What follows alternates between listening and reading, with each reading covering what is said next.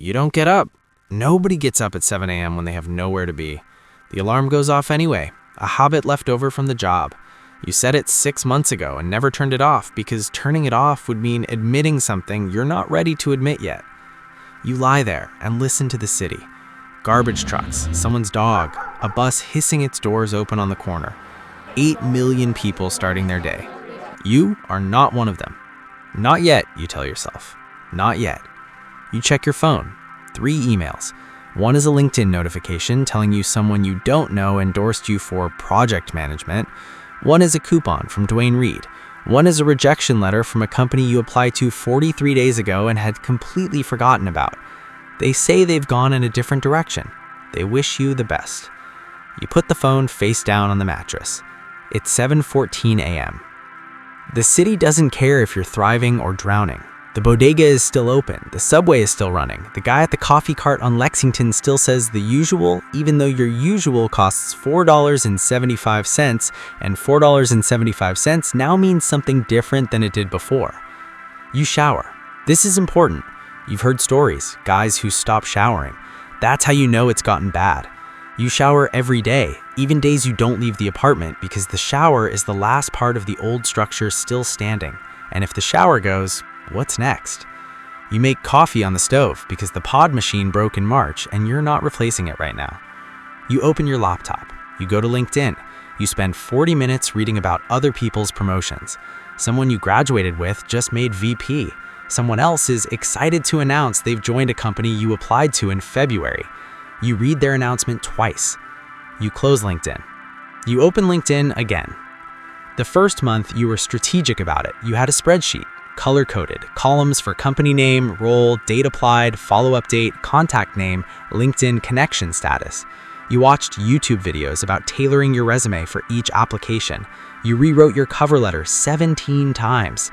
The spreadsheet now has 94 rows. You stopped updating it around row 60 when the pattern became clear. Apply, silence, rejection. Or silence without the rejection, which is somehow worse. Today, you apply to 4 jobs before noon. One is a stretch, one is a reach, one you're overqualified for, but you're not thinking about that right now. One is a role you've applied to before at the same company under a slightly different title, hoping no one notices. You eat cereal for lunch, standing over the sink, because sitting at the table to eat alone is a thing you've decided you're not doing. At 1 p.m., you leave the apartment, because the apartment is starting to feel like a verdict. This is what New York gives you that nowhere else does. You can be completely broke and completely anonymous and completely surrounded by life at the same time. You walk through the park. You watch the lunch crowd from the offices nearby. People in lanyards holding salads in clear plastic containers, moving in packs, talking about things that will seem important until they don't. You used to be one of them. You had a lanyard, you had meetings, you had a calendar full of meetings about meetings, and you complained about all of it loudly to anyone who would listen. You would give a lot right now for a bad meeting. You walk past the building where you used to work. You don't mean to. This happens sometimes. The legs remember the old routes before the brain can redirect them. You look at the windows on the 14th floor. Someone's standing there holding a coffee cup. They're looking out at the street. They don't see you. You keep walking. At some point every afternoon, you do the math.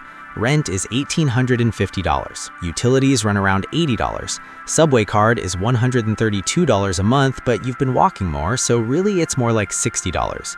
Food, if you're disciplined, maybe $280. That's $2,270 a month. You have enough savings to last, at this rate, approximately 4 more months. 4 months. That's not a crisis. 4 months is fine. People have come back from worse than 4 months. You say this to yourself with the confidence of someone who is not entirely sure it's true. You open your banking app and then immediately close it. The city charges you just for being in it. Your studio in Queens, which you got because Manhattan was a fantasy and Brooklyn was a slightly more expensive fantasy, costs $1,850 a month for 340 square feet and a window that looks directly into the window of the building across the alley. Your neighbor across the alley has a cat and works night shifts. You know this because at 3 a.m. sometimes the light is on over there and the cat sits in the window. You've named the cat Gerald. Gerald has a job. Your friend texts and asks how the job search is going. You type really well, got a few promising conversations happening, and send it before you can think too much. This is the skill you've developed without meaning to, the management of other people's worry about you. Your parents call on Sundays. Your mom asks if you're eating. Your dad asks if you've tried reaching out to a man named Dave Kowalski, who your dad knew from a conference in 2009, and who is, your dad believes, in finance or something, very successful. You say you'll reach out to Dave Kowalski. You will not reach out to Dave Kowalski. There's a group chat from college. Someone suggests drinks on Thursday. You say you'll try to make it, and then Thursday evening construct a reason you couldn't, something vague enough that it doesn't invite follow-up questions. Drinks in New York cost $18. Drinks in New York cost $18, and the people at Drinks have jobs, and they will ask you about your job, and you will manage their worry about you, and it will cost you $18 you've already told yourself you shouldn't spend. And you'll go home on the subway feeling both better and worse in equal measure. You stop going to things slowly enough that you don't notice it's happening until it's already happened. You cook dinner, which is the second anchor of the day. You cook real food, pasta, usually, sometimes rice and something. Cooking takes 40 minutes and gives you a reason to stand up and do a thing with a beginning, a middle, and an end. This matters more than it sounds. You eat watching something on your laptop, a documentary, a series you've already seen but don't have to pay attention to. At 9 p.m., you open the laptop and look at jobs again. Recruiters say you should apply in the morning when your energy is fresh. At 9 p.m., your energy is not fresh, but 9 p.m. is when the fear kicks in, and the fear makes you productive in a frantic, unstructured way. You send a follow-up email to an application from 2 weeks ago. You update something small on your resume. You start rewriting your cover letter the 17th time.